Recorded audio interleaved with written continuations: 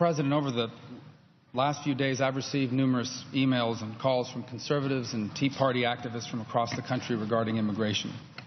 Their opinions really matter to me, because they were with me 3 years ago when so many people here in Washington and in Florida, for that matter, thought I had no chance to win my election. Let me begin by saying these people are patriots. They're everyday Americans from all walks of life who are deeply concerned about the direction that our country is headed. And they're increasingly happy about the immigration reform proposal in the Senate. It's not because they're anti-immigrant, as some on the left like to say. It's not because they're closed-minded.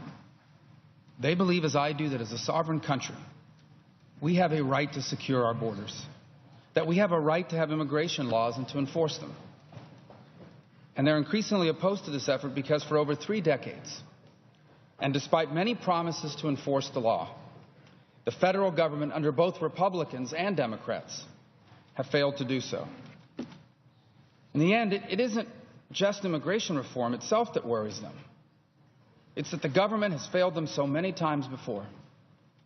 They realize we have a legal immigration system that needs reform. They realize that we have over 11 million people currently living in our country illegally and that we have to deal with them. They just simply believe that no matter what law we pass, we cannot trust the federal government to ever actually enforce it. This sentiment was best summed up for me in an email that I received from Sharon Calvert, who's a prominent Tea Party leader in Tampa, Florida. Here's what she wrote. She said, "Today, June 2013, we're in a very different political climate than we were after the last election. We are in a political climate of distrust of government and elected representatives at its highest." She goes on to say, "Do we want to trust this administration to faithfully enforce a bill to the best interests of all Americans with a bill that so few have read?" End quote. She makes a powerful point. They're finding out that the IRS investigates people based on their political views, of all the questions that remain about Benghazi, and seeing the Justice Department target reporters. Trust in the federal government is rightfully at an all-time low. I share the skepticism about this administration and Washington in general. In just the 2 years that I've been here, I have seen the games that are played and the promises that are broken, and how the American people ultimately suffer the consequences. And that's exactly what led me to get involved in this issue in the first place. We have a badly broken legal immigration system. Not only one that does not work, it actually encourages illegal immigration. We have a border with Mexico that, despite billions of dollars that have already been spent, it's still not secure. Every day, people, and drugs, and guns are trafficked across the border. And we have 11 million people living in this country illegally in de facto amnesty. What I'm describing, this is the way things are now. This is the status quo. And it is a terrible mess. It is hurting our country terribly. And unless we do something about it, this administration isn't going to fix it. Now, political pundits, they love to focus on the politics of all this. But for me, this isn't about catering to any group for political gain. Predictably, despite all the work that we've done on immigration reform, some so-called pro-immigrant groups continue to protest me daily. This isn't about winning points from the establishment or the mainstream media either, by the way. No matter how consistent I have been in focusing on the border security aspects of reform, whenever I've spoken about it, the Beltway media has accused me of trying to undermine or walk away from this reform. This isn't about becoming a Washington dealmaker. Truthfully, it would have been a lot easier to just sit back, vote against any proposal, and give speeches about how I would have done it differently. And finally, this certainly isn't about gaining support for future office. Many conservative commentators and leaders, people who I deeply respect, and with whom I agree on virtually every other issue, are disappointed about my involvement in this debate. I got involved in this issue for one simple reason. I ran for office to try and fix things that are hurting this special country. And in the end, that's what this is about for me. Trying to fix a serious problem that faces America. The proposal before the Senate is by no means perfect. Like any proposal that will come before the Senate, it has flaws. But it also has important reforms that conservatives have been trying to get for years. For example, it changes our legal immigration system from a predominantly family-based system of chain migration to a merit-based system that focuses on job skills. This proposal mandates the most ambitious border and interior security measures in our nation's history.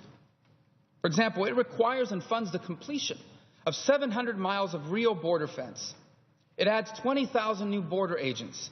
It details a specific technology plan for each sector of the border. It requires E-Verify for every employer in America, and it creates a tracking system to identify people who overstay their visas. These are all things that, at a minimum, must happen before those in the country illegally can apply for permanent status. And the proposal deals with those who are here illegally in a reasonable but responsible way. Right now, those here illegally are living in de facto amnesty. This is what I mean by that. They're unregistered, many pay no taxes, and few will ever have to pay a price for having violated our laws. Under this bill, they will have to come forward. They will have to pass background checks. They will have to pay a fine. They will have to start paying taxes. And they will be ineligible for welfare, for food stamps, and for Obamacare. And in return, the only thing they get is a temporary work permit. And they can't renew it in 6 years unless they can prove that they've been holding a job and paying their taxes. For at least 10 years, that's all they can have.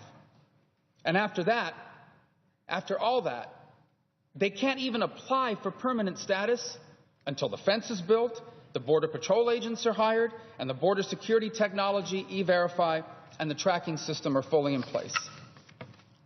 Yet despite all these measures, opposition from many conservatives has grown significantly in the last few weeks. Why? Well, because they've heard that the Secretary of Homeland Security can just ignore the border requirement.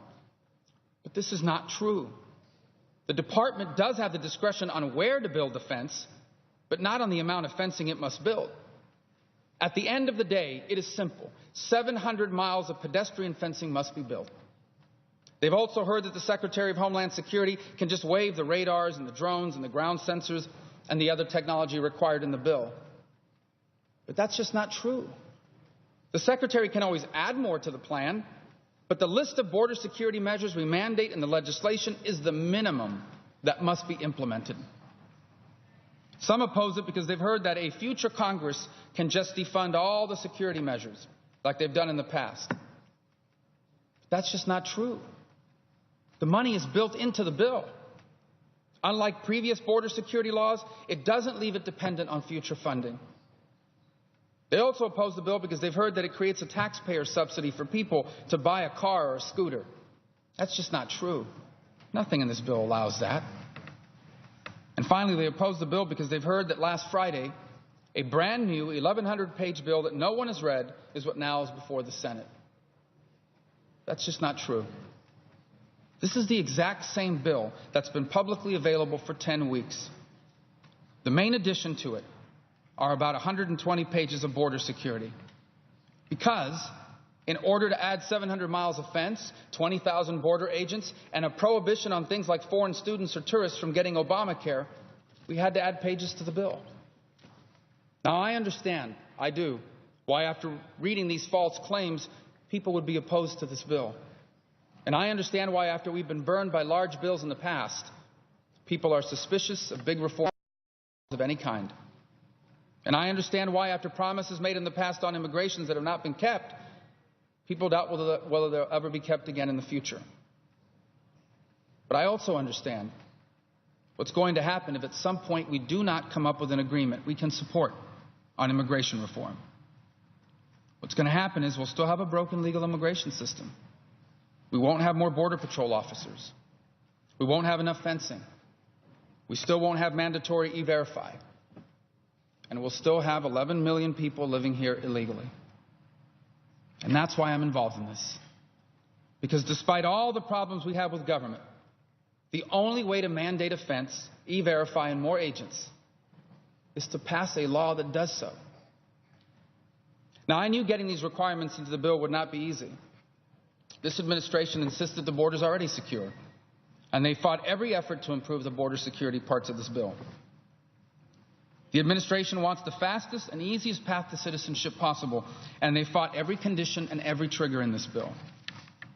But I got involved because I knew that if conservatives didn't get involved in shaping this proposal, it would not have any of the border security reforms that our nation desperately needs. Getting